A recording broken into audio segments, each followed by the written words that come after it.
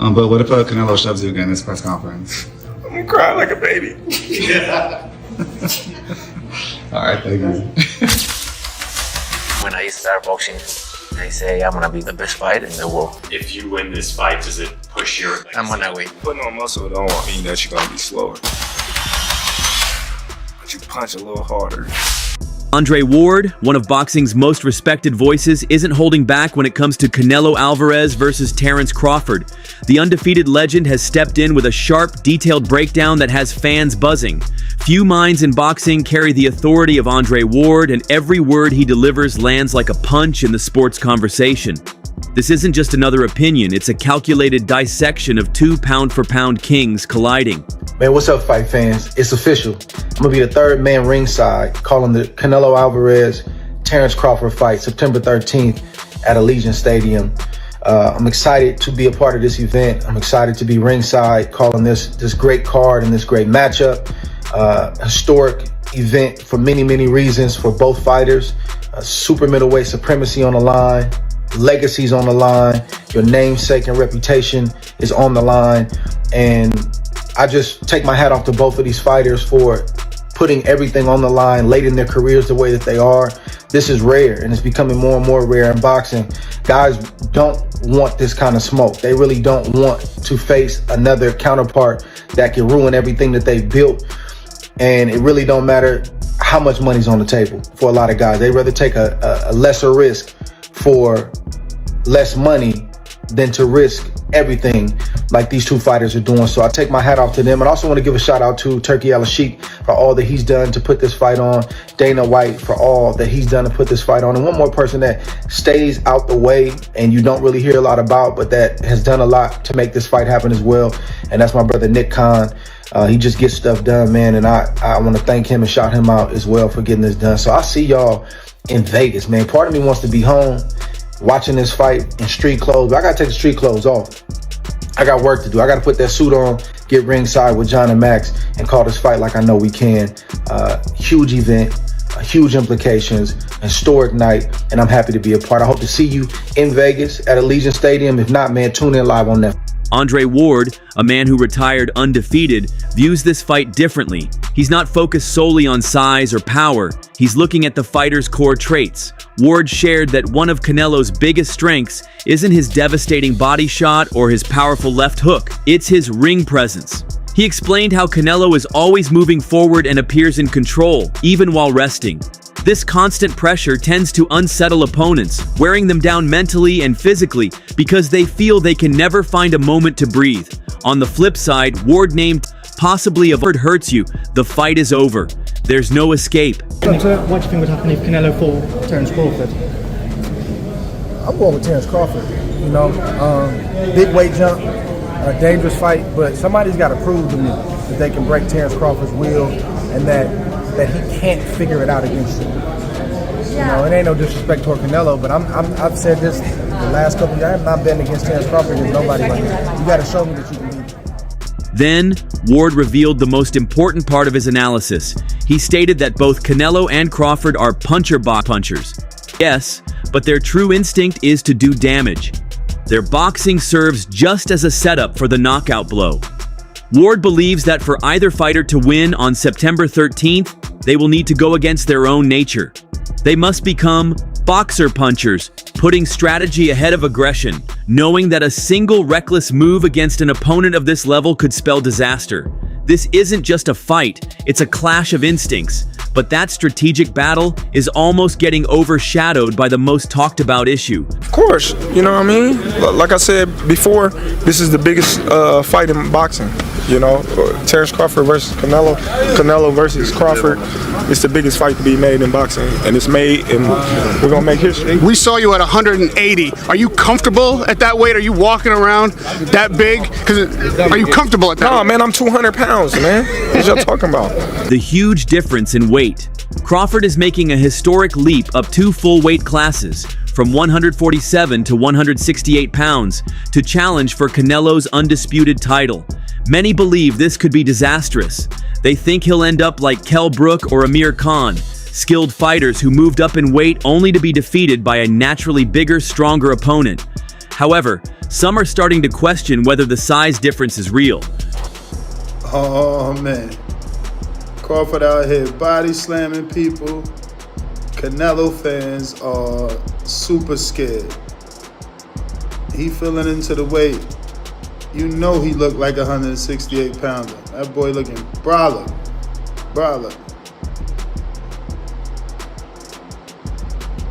Definitely looking big as hell.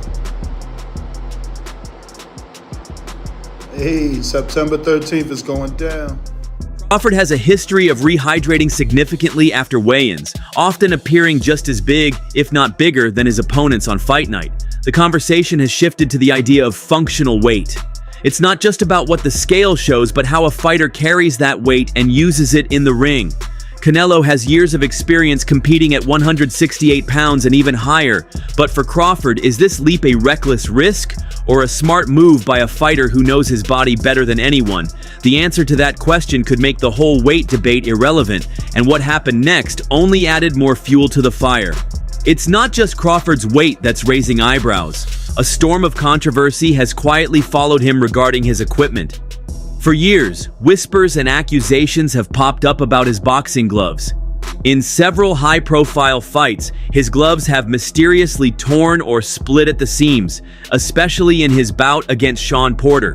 While his camp has continuously blamed faulty manufacturing, others have suggested something more sinister, hinting at potential tampering to reduce the padding over his knuckles. There has never been any solid proof, only lingering suspicions and strange coincidences. However, in a sport where the smallest detail can change everything, these rumors have created a shadow of doubt. As he gets ready to face the most powerful opponent of his career, these old controversies are surfacing again, adding another layer of intrigue and pressure to an already monumental challenge. The ghost of gloves past is a story that just won't go away. Well, this man needed PEGs, you heard me? Performance enhancement gloves. To knock out somebody that we never heard of before, bro. It's sad, bro. You know what I'm saying? The gloves? No, not really. My coach had addressed some things that he didn't like about Israel's gloves that he didn't like about it. He brought it to the team attention, and of course, you know, we're gonna back our coach, and they stood on their ground and said, hey, either you can wear the same gloves or, you know what I mean, or not. So we chose to use the same gloves. While Crawford deals with old rumors, a fresh drama is unfolding in Canelo's camp. It centers around a shocking betrayal. Canelo has been sparring with Jaron Boots Ennis, one of the most feared welterweights in the world and a potential future opponent for Crawford. In the close-knit boxing community, this decision has caused quite a stir. Fighters from the same city or with friendly relationships usually avoid helping an opponent train for their friend. For Boots to actively assist Canelo in preparing for Crawford, a fellow top-tier American fighter, is seen by many as breaking an unwritten code. Some fans and analysts have accused Boots of betraying Crawford for money. Others see it as a smart move for a young fighter eager to challenge himself against the best. Regardless of the reason, it creates an intriguing dynamic. Canelo gets a first-hand look at the speed and style of a world-class welterweight, the precise type of fighter he will soon face. This supposed betrayal might be the secret weapon Canelo needs to counter Crawford's greatest strengths. With all these swirling controversies, it's no surprise that the experts are completely divided. The legends of the sport can't seem to agree on who has the advantage. Iron Mike Tyson, a man who knows about power, believes the difference in weight and strength will be too much for Crawford to handle. He thinks Canelo's size will be the deciding factor. I like that fight. Why not? I don't like that fight. It's just too much weight, you know, and he had a close fight with the last guy he fought, Terence, but this guy was big and he was awkward. He was really awkward. He shouldn't have fought that guy. He should have fought a guy that would just come straight at him. The guy was too awkward. He's herky jerky. On the other side is Stephen A. Smith, who has boldly predicted that Crawford will win a clear decision by outboxing Canelo for 12 rounds. Even more revealing is the prediction from Amir Khan, a unique fighter who has faced both men. Khan, having experienced Canelo's power and Crawford's slick skills, is also backing Bud. He believes Crawford's intelligence and technical ability are on another level. When legends who have seen it all disagree, it shows that this is more than just a fight. It's a 50-50 clash with legacies at stake.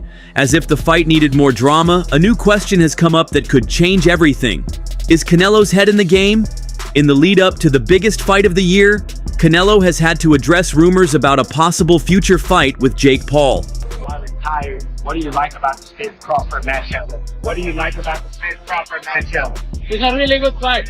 Two great fighters. I think it's gonna be a really good fight. I think While he has mostly brushed off the idea, the fact that it's being discussed has some wondering if he's fully focused on the serious threat right in front of him. Overlooking an opponent is a serious mistake in boxing, and Terence Crawford is the last man you want to underestimate. A distracted fighter is a vulnerable fighter, and Crawford has built his entire career on taking advantage of small mistakes. Canelo's potential glance toward a lucrative, low-risk payday might give Crawford the opening he needs to pull off a historic upset. What seems like a minor distraction could turn into a major error. As the bell gets ready to ring, the narrative is complex. We have Andre Ward's strategic plan for an upset, a fierce debate over whether size matters, and a cloud of controversy over both camps. Legends are divided, loyalties are being tested, and a possible distraction looms over the favorite. The fight on September 13th is no longer about who is bigger or stronger. It's about who can navigate the chaos, execute their plan under pressure, and control their instincts when it counts. The outcome will not only crown an undisputed champion, but will also redefine a legacy forever. So that's all from today's video. If you enjoyed it, remember to leave a like, subscribe, and ring that bell icon so you never miss our upcoming videos. And don't forget to share your thoughts in the comment section. Stay tuned, and we will catch you in the next video.